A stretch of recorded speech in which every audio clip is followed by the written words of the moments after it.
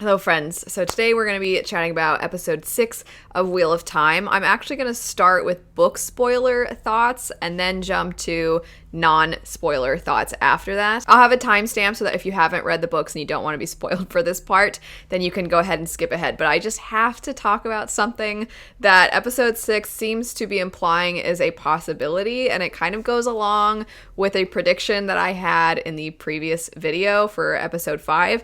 So, getting to spoilers, last warning, jump ahead if you don't want book spoilers. I said at the end of the Wheel of Time 5 chat that my husband and I did that I just have a feeling that they're trying to divide the powers of the Dragon Reborn more among our Edmund's Field Two Rivers characters.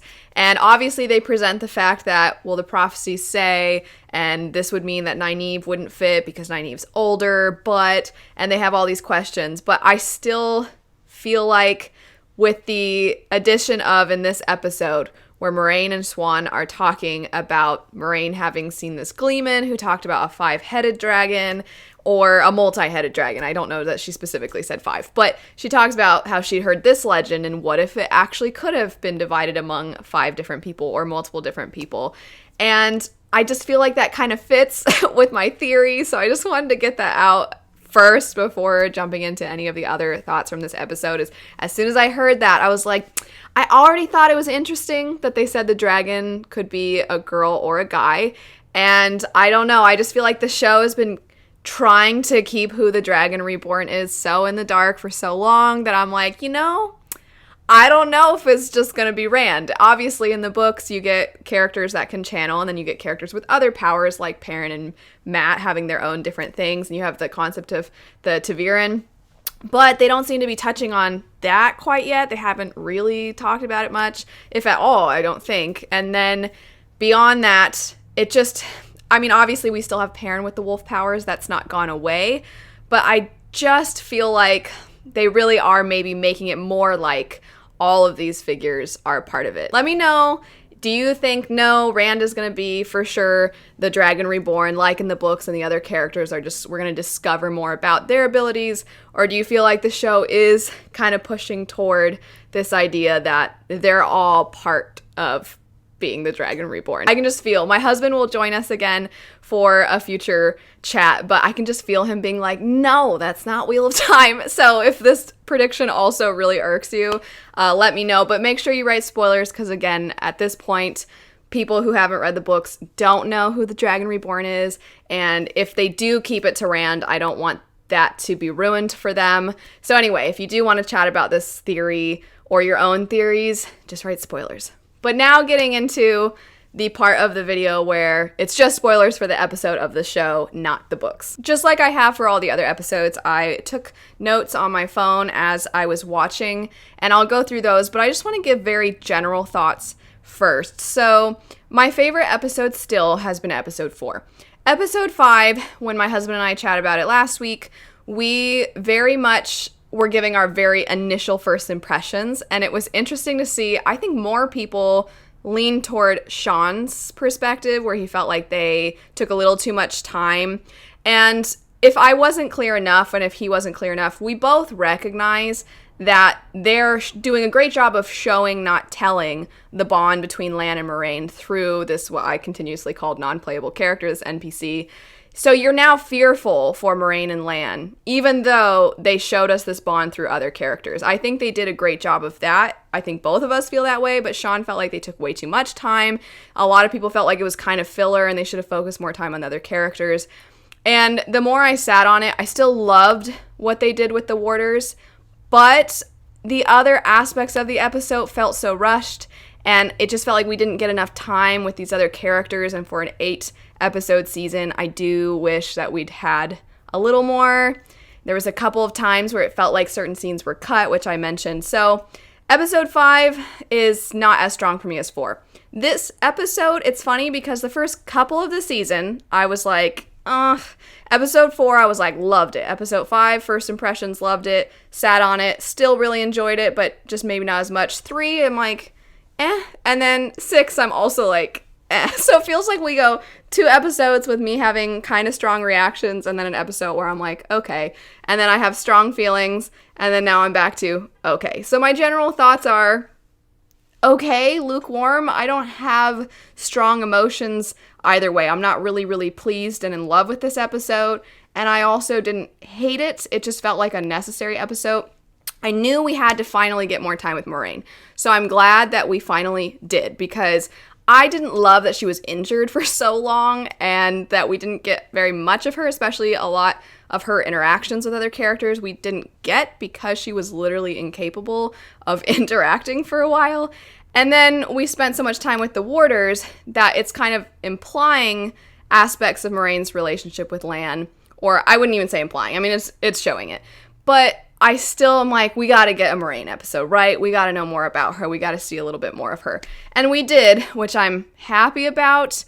But other than that, it just felt like a necessary episode. I'm glad, though, because it felt almost like this was episode 7. And I'm like, oh, we have 2 more. So I'm relieved that we have 2 more episodes because it did a good job of establishing more about Moraine, more about the tower and all the inner workings and the backstabbing, subtly kind of things that the Aes Sedai are up to. So it did all of that, but then it's like, hey, time to go to the eye of the world. And I wasn't sure we were going to get there and how we were going to get there. So I'm glad we have 2 more episodes. I'm excited to see those next 2 episodes. But getting into the specifics now, because I do have quite a few things. So the very opening, I wrote, I was sad about their house. That was the most... It was when Swan and her father, they come back to their house and it's burned. I was like, oh, man. And then it was kind of sad that they have to part ways, but it was such a brief, quick scene for a character that we're only just seeing that, I mean, it did its job. But I wasn't that choked up or anything. I didn't have a lot of feelings in that moment. I do really like Leandrin when we get the scene in the tower and they're being chastised and everything happening with Logain. I enjoyed Logain's reaction to his punishment. I thought it was appropriately sad. Him trying to provoke them into killing him. I was like, oh, that did bum me out. But Leandrin, I wrote, looks suitably upset. She just always looks upset. And then I had the thought, and I'm so sorry for those that don't like this show, but does anybody else think that Leandrin looks like an evil version of Leslie Knope? I also just love how Leandrin is so obvious with her. We're not trying to hide that we are not gonna, it's like how I said with the White Cloaks, they're just really making us hate the White Cloaks. Leandrin, there's not even a little bit of, oh, but like maybe there's more to her and maybe they're all like, Leandrin is just straight up, I actually laughed out loud when she's kind of trying to deflect and pass the blame because Swan is talking about, you were the one in charge of Logain and you shouldn't have stilled him, you shouldn't have gentled him before a fair trial, and you were the one in charge. And she's like, what about Moraine though? Is it because you were once blue yourself? And it was just very on the nose, but not in the way that I've mentioned certain aspects of the show being on the nose and I don't love. I mean, just her character is just not hiding at all the way she is. I have a question for all of you about this next note I took. So when Moraine actually is being questioned and she says that she cannot give details about what she's been up to, and Swan says you won't or you cannot say, and then once again Moraine says I cannot say. So do you think that Swan, because we obviously, of course, later in the episode, you see that they're in on it together. Do you think that Moraine had sworn an oath that she cannot speak about this to the other Aes Sedai? Because the only reason I'm asking, and I know it's such a little thing, but obviously the Aes Sedai can't lie. So for her saying I cannot say, do you think there's some kind of oath that physically, like, she can't say? Otherwise, isn't that kind of a lie? Right? I'm sure that's what it's implying. And we just don't see her giving this oath that she won't tell or something like that. I do like, too, that they're bringing up the fact that she's from a noble house. I, earlier in the season, noted that when they run into the White Cloaks in episode 2 or 3, I think it was 3, when they run into the White Cloaks and Moraine says, if they ask, I'm a noble woman from a fallen house.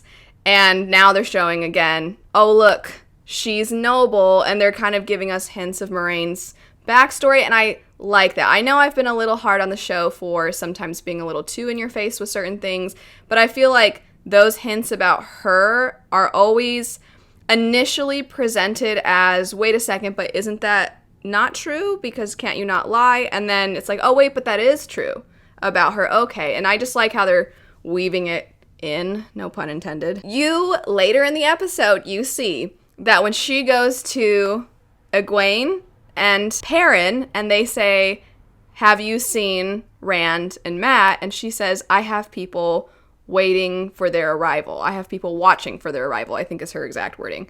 And I'm like, you sneaky Aes Sedai, because she's not lying. She has people watching for their arrival, but she knows they're there, and she's not telling them. And I'm sure the reason she's not brought them all together is because obviously she needs them all at the Waygate at the end of the episode, and so they need to be rallied up together, and she needs to have them enticed somehow.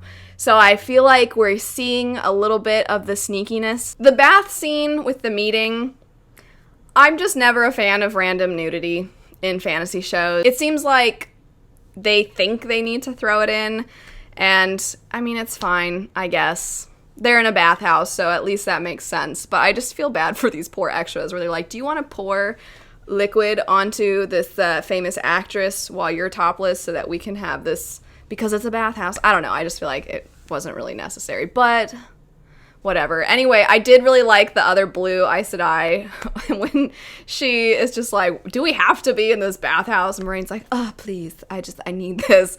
I liked that lady. And I feel kind of bad. That lady was trying. I'm sure she had her own motivations, but I feel like she was kind of looking out for Moraine. I liked that lady. She seemed genuinely sad when Moraine gets exiled, which we all know is not actually that. We know what's up, right? But that lady, I felt bad for her because she seemed to genuinely care. We'll get to the exile scene here in a little bit. We have other things to go through. Egwene, when Moraine sees Egwene and Perrin, I'm like, oh good, Perrin's been healed, the poor boy.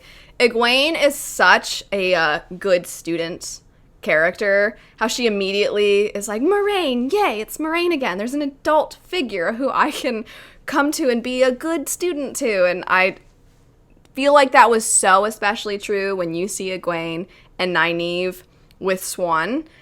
It was, the actresses could not have done a better job just in how they stood and the expressions on their faces. Egwene was so ready to please, and Nynaeve was so ready to get out of there. And then of course we have the dialogue followed up right after that where you literally hear them and their personalities are showing through that. But even before they spoke, just the way they were standing, I laughed out loud because it was so well done with those two actresses just embodying their characters in that scene, and they could not be more unalike, with Egwene being perfect and Nynaeve being like, I want to leave, I don't care what you want from us.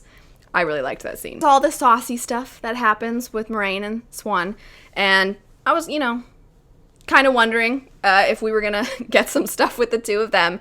I don't care at all. I'm not like, ugh, how dare they be a little bit more adults in this show than in the books, because the books are very PG when it comes to certain interactions between adults.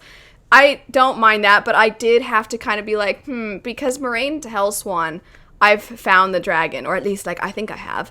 And then Swan's like, what? And I wrote in my notes, I found the dragon, and I said, it's not more important than banging, though. Like, you had to get to business before you got to business, sort of a situation. Which, she's been away for a long time, and I'm sure it didn't take all that long, but still, I was like, kind of seems like finding the dragon. Maybe we should have started with that. I touched on this in the spoiler section, but if you skipped that, I did find it very interesting that they talk about there being a many-headed dragon in certain stories that they've heard from Gleeman, and wondering, does that mean that maybe all of them have a little bit of the dragon between them? I thought that was all really interesting, and I think this conversation really establishes a good reason for why they're going to go to the Eye of the World so quickly. I was really wondering how they were going to get us there based off of everything that's happened thus far and all the things that haven't happened yet. I obviously skipped a little bit ahead when I was talking about Nynaeve and Egwene meeting with Swan, but right before they go to meet with her, where Nynaeve's like, well, she can wait, and then Moraine says she only waits for one woman, and it's not you. I was like, not the most subtle, seeing as you're kind of trying to keep it on the down low. Kind of going with that, I truly feel like if they need to make it more of a secret that they have some kind of relationship with one another, when Moraine is taking the oath, Swan has a kind of repeat after me where she says what she says, and then Moraine adds the lines that you hear the father say to Swan when Swan was young. And those little extra lines and the way they're looking at each other, you could argue that it's just a sad situation because the Amyrlin seat is having to exile one of her Aes Sedai. But I feel like the little extra touches, the more personal touches to her oath, I have two thoughts. One, I was like, you guys really need to hide it. You ladies need to hide it a little bit better, you know? If you especially just got called out right before, the day before, by Leandrin being like, is she biased because she was once blue? I would just want to try a little extra hard to keep it hidden. However, I wonder if her word choice was purposeful because she says she cannot come back, and then she sort of tweaks the oath by making it very clear that so long as it's Swan who's the Amyrlin seat. So is she being sneaky so that if someone else were to be the Amyrlin seat, then she could technically come back? I'm wondering if that's why she changed it, because otherwise I'm like, you're not hiding it. But if she added that personal touch so that she has that out, then I'm like, okay, that makes sense.